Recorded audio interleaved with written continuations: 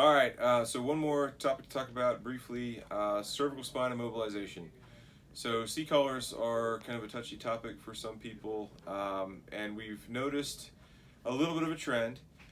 When people do come in a collar, they're mostly in the correct position or on securely, but there's been a handful of patients who have the collar backwards, upside down, not on their chin, not tight, various different things we've seen that have been an issue. And then also, there's been a few patients that have the I didn't put a C-collar on because they seemed fine, or even patient refused a collar, didn't want to do it. So those are all certainly things to consider, but one of the things we just want to express is if the patient has a traumatic injury with the possibility of a cervical spine injury, so falls, car accidents, penetrating trauma to the neck, any of those things that are worrisome for C-spine or even T-spine, L-spine injuries, then we need to be really cautious.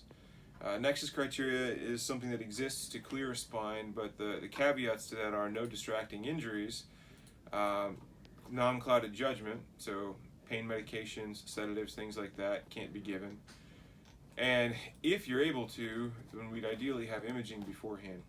So these patients are coming in for traumas, although they may not complain of neck pain, they may not be super tender when you touch their neck, if they're intoxicated, if they have meds on board, if they have a broken leg that is making them think about the pain in their leg, then we really shouldn't be clearing a neck. So all those patients need to be in cervical mobilization when they come in. The few injuries that don't align with that, things like the person that's playing soccer and they have a broken leg or a broken arm, no head trauma, didn't fall, didn't hit anything, those kind of things certainly are exceptions. Or the penetrating wounds to other parts of the body, to the chest, the arms, the legs, areas where it's away from the spine and remote.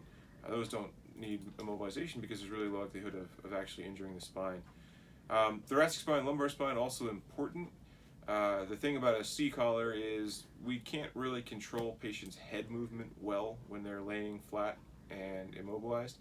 But as far as T-spine, L-spine, we've gone away from using boards for transport because really patients can just lay flat on a mattress and use roll precautions and keep them as flat as possible, and that does essentially the same as the board without the risk of pressure ulcers and other problems.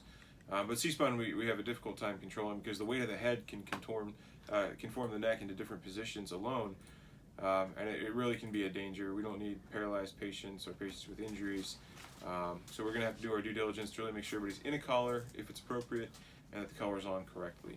And again, this is the minority of cases. It's not everything. We're not saying that by any means, but it's happened enough that we just need to make sure we're all paying close attention to that.